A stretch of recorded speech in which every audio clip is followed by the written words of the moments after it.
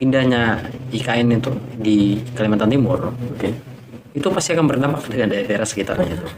Potensi kekayaannya sumber Ya, daya alam ya. Kalimantan Papua ya berimbang lah begitu. Salam boros. Di kepengurusan atau jenjang karir Dan kepengurusan karir ya. ya.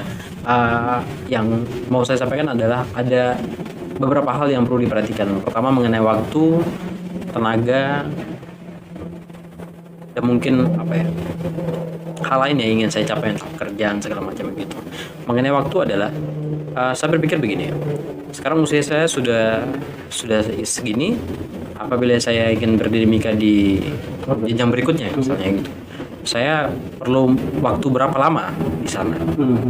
Apakah akan mengganggu karir saya di bidang lain atau tidak? Apabila saya pertimbangannya akan mengganggu, saya tidak akan ambil itu. Saya pikir begitu. Karena waktu kan tidak bisa Terbalik ya. ya. Saya tidak berani untuk ambil keputusan seperti itu. Tapi kalau berpikir mengenai PMKRI, saya pikir apabila teman-teman lain bisa melakukan hal baik di organisasi itu, ya silakan. Dan apabila juga memang membutuhkan bantuan, ya silakan juga tanpa menjadi bagian dari itu pun secara langsung struktur pun mungkin kita bisa membantu, entah mungkin bisa kontak, ayo kita berdiskusi apa yang mau dibantu begitu segala macam. Yang pada intinya kan hanya baik untuk organisasi. Karena kan organisasi kita ini memang organisasi perhimpunan yang punya nilai-nilai yang perlu dilaksanakan, dan saya pikir tidak harus berada di struktur untuk membantu itu. Menarik ini artinya kan ya ini bagus sekali untuk kita yang teman-teman yang artinya kan banyak juga yang teman-teman yang berdinamika terlokasikan di organisasi di PMKRI lah katakan seperti itu. Jadi ruang-ruang lain mereka tidak bisa mengakses. Artinya ya sudahlah, ini kan PMKRI ini kan bagian dari kita proses ya, membayarkan diri pribadi kita, dan sekarang sudah banyak kita di sini kan. Nah, kader-kader potensialnya harus kita distribusi ke berbagai bidang. Betul. Dan harus kita berada dalam struktur untuk kita membantu PMKRI ya. Betul. Kita bisa membantu dengan cara lain, materi ataupun pikiran kita ya. Itu luar biasa. Ini kan ya kita sudah mendapatkan sedikit pengalaman di PMKRI berkaitan dengan yang lebih penting soal itu, bagaimana kita ya, Indonesia ini kan luas ya, berbagai suku, berbagai budaya, berbagai disiplin ilmu segala macamnya. Ini kan hal-hal yang perlu kita ketahui ya, dan itu selalu kita jumpai di lapangan, di kehidupan sehari-hari gitu ya. Nah, di organisasi ya kita bagaimana belajar tentang itu, berkomunikasi. Saya ketemu dengan Bung Virgo, bagaimana saya tahu tidak tentang bagaimana etika di sana gitu ya. Begitu sebaliknya, ataupun untuk ketemu dengan teman-teman dari pulau-pulau lain dengan latar belakang suku yang berbeda. Dan ya itu tadi ya, kita kan belum tentu Bung Virgo nanti kembali ke Kalimantan Ya. bisa jadi nanti bisa ke Sumatera, ke Papua ya. Betul. Dengan konektivitas yang sudah kita miliki ya, dengan sendirinya sudah punya gambaran tentang di Papua itu seperti apa, daerah-daerah lain seperti apa, dan itu bisa kita mengeksplor ya, betul, untuk karir kita ke depan. Jadi tidak ini menjadi penting ya untuk teman-teman supaya ada waktu untuk kita belajar, ada waktu untuk kita coba gitu kan, untuk kita pengalaman di teman-teman yang lain. Oke, menarik nih Bung Virgo. Ya. Keseharian di Jogja deh, Jogja kira-kira apa yang Virgo rasakan di Jogja? Kalau di Jogja itu kan begini, Bung Basko. Saya pertama kali ke Jogja itu kan masih ikut abang ya. Jadi saya ada abang yang waktu itu masih studi S1, tapi setelah itu sudah mau selesai dan lanjut studi S2. Nah, saya ke Jogja ikut beliau. Tinggal di kontrakan beliau, diantarin cari kos segala macamnya. Setelah itu udah mulai mandiri, udah mulai tahu makan di sini murah, makan di sana mahal. Udah mulai tahu tempat cucian di mana segala macam. Keseharian memang di Jogja itu kebanyakan untuk mahasiswa baru sepertinya sama semua ya. Kita sering pergi ke kampus itu. Seperti di kos tidak ada kerjaan segala macam, pergi ke kampus, gabung organisasi rapat gini. Ya keseharian itu mungkin kita kebanyakan berdinamika di kantin kampus, bicara organisasi. Lebih nyaman di kampus. Lebih banyak di kampus, lebih nyaman di kampus. Saya biasanya kalau di kos itu suntuk juga kan, apa nggak ada ngapain. Mending pergi ke kampus, nongkrong di kantin, ngopi sampai sore situ. Iya. Nanti malamnya nanti pergi lagi dengan teman-teman. Karena baru-baru kenal dengan teman-teman kan ya ikut Iya. main game segala macam kan. Karena masih masa pengenalan kan. Benar. Nah itu pergi eksplor tempat-tempat baru di Jogja. Jogja kan ada banyak tempat-tempat kopi. Kadang pergi daerah Kaliurang atau daerah Parangtritis, lihat sunset.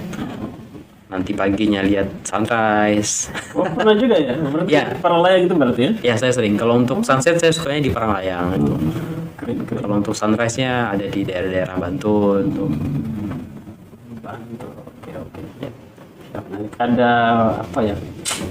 Selama di Jogja, studi di Jogja itu berapa kali pulang kampung? Pas liburan. Saya dulu tuh hampir tiap semester saya balik. Ya, Dari tahun 2019 ya? libur semester selesai semester 1 saya balik. Balik setelah Covid. Saya tidak pernah balik lagi. Jadi saya terakhir balik itu tahun 2020, Natal tahun 2020. Oh, Natal pulang juga. Ya, Natal tahun 2020 itu terakhir saya balik. Sampai sekarang saya belum pernah balik lagi ke sana. Ya, bersyukurlah karena kampus Katolik juga kan. Kristen juga jadi libur Natal. Libur Natalnya ada, pasti ada. Kalau kita ini waduh. Cuman hari Natal dan tahun barunya saja yang libur. Ya. Artinya selama Natal tahun baru di sini ada tidak rindu-rindu pulang kampung atau rindu orang tua apa gitu? Ya, pasti ada. Untuk rinduan itu pasti ada. Dengan teman-teman sana, kadang-kadang kita video call dengan teman-teman, tanya kabar bagaimana. Biasa dengan teman-teman SMA itu kan tanya planning, sekarang lagi apa. Karena kan tidak semua teman-teman yang SMA itu kuliah ya, lanjut studi. Ada yang sudah bekerja. Nah, kita tanya nanti kalau misal balik ada planning apa. Mungkin udah bicara mengenai bisnis segala macamnya gitu. Sudah sejauh itu ya? Ya udah mulai tanya nanti kalau balik bagaimana. Karena kalau di Kalimantan Barat ini kan memang banyak sawit ya. Banyak sawit. Nah, kira-kira prospek ke depan bagaimana? Mulai tanya, misalnya ada teman-teman yang suka jual-jual pakaian-pakaian bekas itu, thrift shop itu. Ya. Kan di sini kan mudah ditemukan ya. Ada yang tanya, kalau di sana harganya berapa? Kalau saya kirim dari Jogja ke Kalimantan berapa? Dijual bisa jual berapa? Itu kan menjadi peluang bisnis ya. Benar. Kawan-kawan kebanyakan sudah mulai berbicara mengenai itu sih. Udah mikir ke depan. Luar biasa ini. Artinya berarti dari teman-teman seangkatan itu mayoritas yang pergi kuliah melanjutkan studi ataukah mayoritas yang memilih kerja gitu? Saya kurang tahu pastinya, cuman saya kawan-kawan yang kuliah juga banyak, kawan-kawan yang bekerja juga banyak. Nah, mungkin kalau untuk kawan-kawan yang bekerja itu saya tidak begitu banyak temui ya, karena hilang kontak ya dengan kawan-kawan itu. Cuman beberapa masih aktif di WhatsApp, di Instagram, sapa-sapa biasanya tanya kabar. Artinya kecenderungan teman-teman setelah selesai SMA lebih memilih di sana ya, lebih memilih kuliah ataukah lebih memilih bekerja gitu? Kecenderungan Sepertinya seimbang seperti itu. seimbang ya? Ya, karena teman-teman itu berapa ya misalnya di daerah ya yang studi di Pontianak, mereka kadang sekaligus bekerja. Jadi, kerja sambil kuliah ya? Iya. Keren. Artinya kan ini kalau kita mau bicara soal potensi kekayaan ya sumber daya alam Kalimantan Papua ya berimbang lah gitu kan, banyak potensi. Cuman yang tadi saya sengaja tanya karena begini Bu, di daerahnya kami ya banyak lapangan pekerjaan tapi tidak bisa diakses oleh teman-teman ini yang menjadi hal yang menurut saya artinya setelah selesaikan studi SMA ya kita tidak mengharapkan untuk mereka harus lanjut di ini juga, mereka langsung bekerja juga, tapi artinya sembari jalan gitu kan ya cari pengalaman gitu. Dan saya ada setelah studi ya lanjut kuliah gitu kan ya kuliah mengharapkan kuliah dan pulang ya ujung-ujung jadi PNS jadi calon jadi DPR atau apa gitu. Iya. Dan sebenarnya peluang kerja lapangan kerja itu berhamburan di Papua gitu kan. Iya. Dan saya yakin di Kalimantan itu sama. Sayangnya kita di sana tidak ada yang melirik itu. Jadi setelah studi ya pulang jadi PNS, jadi ini, jadi ruang-ruang yang lain itu diisi oleh teman-teman yang bukan dari Papua itu. Kira-kira penyebabnya apa itu? Itu eh, suatu informasi sih sebenarnya. Informasi tidak dibuka gitu ya, tidak ada keterbukaan soal peluang atau pekerjaan segala macam gitu. Jadi tingkat SMA mungkin itu tidak ada sosialisasi apa Ya. gitu kan. Yang terus soal apa namanya, kita juga hampir mirip lah. Dan kita di sana kan lebih melihat ketokohan seseorang gitu ya. Betul. Ya kita di sana yang menonjol, yang menjanjikan lapangan kerja menjanjikan ya itu PNS sih sebenarnya. PNS. Jadi semua anak-anak itu berlomba-lomba untuk masuk jadi PNS. Di daerah saya sebenarnya sama juga. Kebanyakan orang mengejar PNS mungkin karena ada dana pensiun mungkin ya. Mungkin. Makanya itu mungkin teman-teman lebih cari aman. Ya. Kayak semua daerah sama seperti itu juga. Sama. Orang mengincar pegawai pemerintah semua itu mengincar. Tapi kan tadi kan Bung Virgo bilang ya, tadi terbacanya sudah melirik soal bisnis ini. Ya. Kenapa tidak setelah studi ini pulang, kenapa tidak mau jadi apa ya, masuk ke ASN atau Bagaimana ya saya bilang gitu, sebenarnya tergantung pilihan sih. Kawan-kawan juga beberapa yang memulai bisnis itu kan karena tidak diterima juga di pemerintahan, makanya coba mencari alternatif lain gitu. Kalau saya sebenarnya belum bisa dikatakan juga apakah nanti pulang ke ASN segala macamnya, belum tahu. Nantilah tunggu nanti ke depan bagaimana. Setelah selesai studi baru Tunggu selesai studi bagaimana nanti ke depannya. Tapi saya pikir terlalu sempit ya, seperti yang Bung Pasko sampaikan tadi mengenai kok selesai studi kok perginya ke PNS segala macam gitu. Banyak peluang-peluang hal lain sebenarnya tidak dieksplor sebenarnya. Kalau bisnis kan tidak terbatas ya, apapun bisa diperdagangkan di bisnis itu. Tergantung nanti kita mau memilih produknya apa, pasarnya apa, kan begitu kan. Kalau orang bisnis kan berpikir sederhana, kita apa yang mau kita jual, targetnya siapa, marketingnya bagaimana. Terlebih sekarang kan dunia digital ya, benar.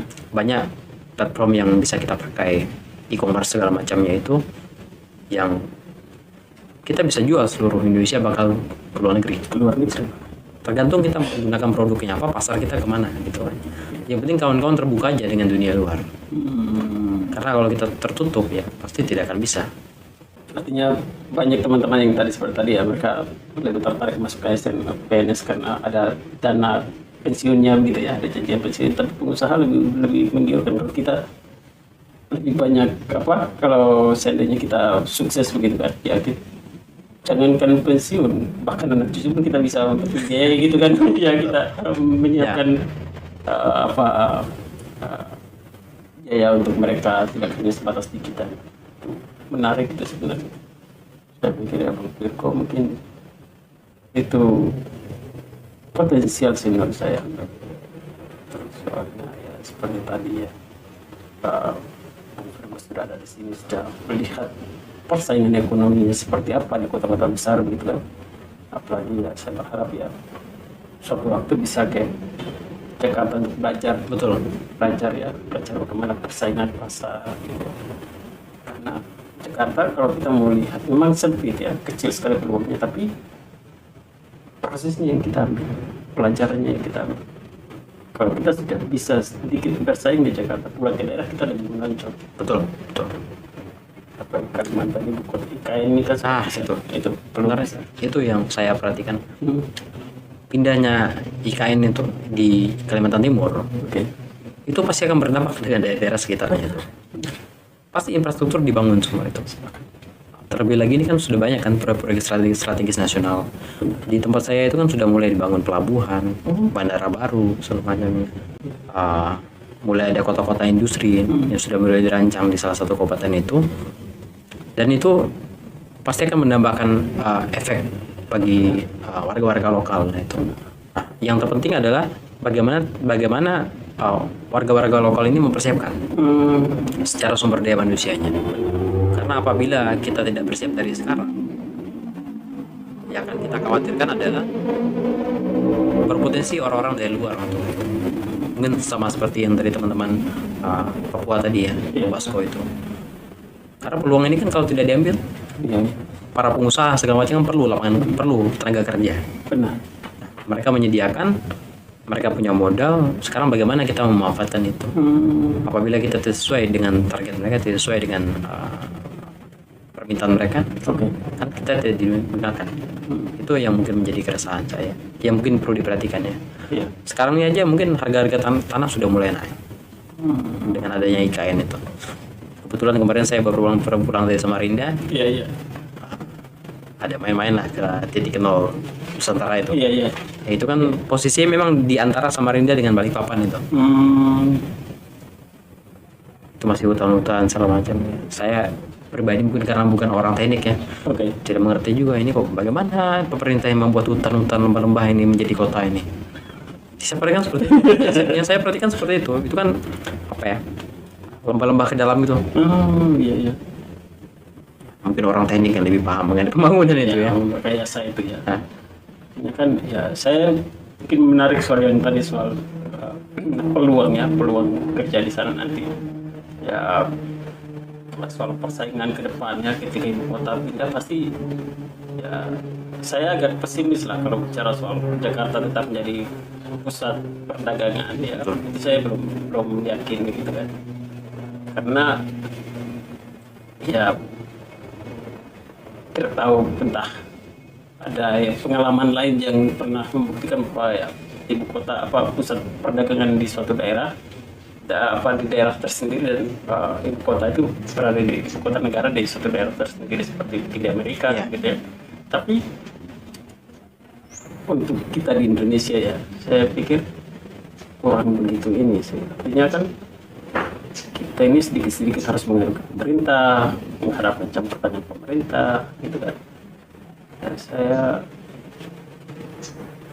ya optimis lah pasti dari Jakarta mungkin sepi nanti semuanya akan pindah ke Kalimantan. ya tergantung nanti pemerintah membangun bagaimana itu.